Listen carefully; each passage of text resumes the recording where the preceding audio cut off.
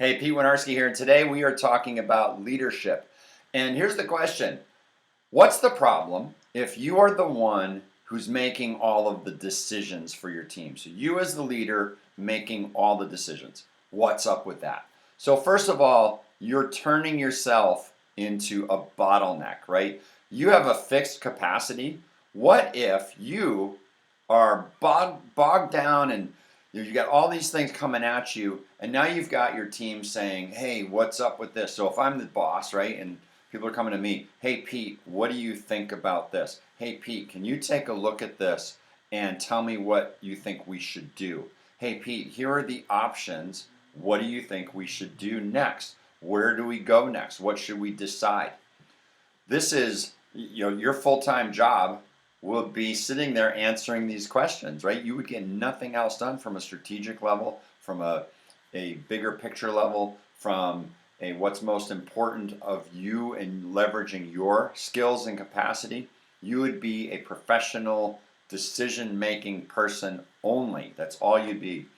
Second reason, you're not really developing your team at all if you're the one making all the decisions, right? You want your team members to get better. You want them to start thinking like you, or at least be thinking the way that you think, so that they can evaluate and you can start trusting that they have thought about the things that you would want them to think about as you make decisions, right? Then they go through the same type of an analysis or a process, so that you can trust that they're on the case, right? That way you don't need to be involved. The other thing, maybe this is number three, you're probably not the smartest person on your team. And goodness, I hope not, because as leaders, you want to develop a team, you want to bring in great resources who are way better than you.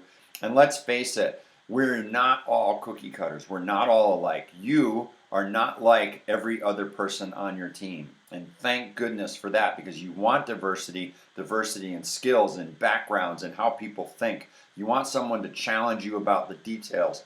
If you're a big picture thinker like I am, you'd better have some detailed people on your team to make sure that they are pulling you forward and making sure that you're able to see the details. You want to make assignments and let them take care of the details so that you don't have to worry about it. Can you imagine if you were making all of the decisions and somebody's diving way down into the weeds? You think about the big rocks and then the smaller boulders, and then the finally get to the pebbles, and then in the sand. Some people dive right into the sand and they're asking you questions about the sand, and you're trying to make sure they understand the big picture. Like, oh my goodness, you will get driven crazy.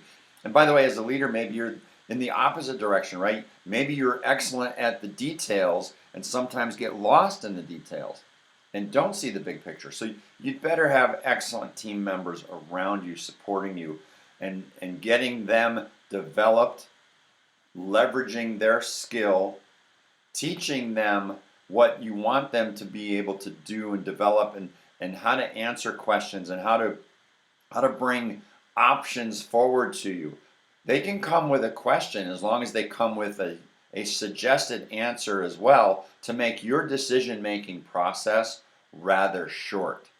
Can you imagine if you had to start from scratch on every single opportunity, everything they brought to you, and like, oh man, then you dive in deep, and it might take you an hour per each question that they ask. Oh my goodness, what if they brought you a question about, what do you think we should do?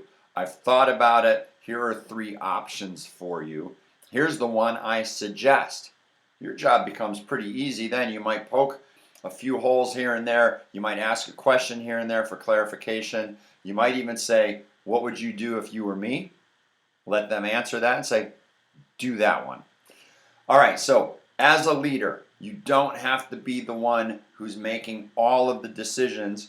However, you are the person who is accountable and responsible for good quality decisions. So you do have the burden on your shoulders to make sure that your team is growing in their capability, they're growing in their confidence, and they're growing in just simply their style of working together and working with you to help you be more productive, to help them be more productive. No more you as a bottleneck, right?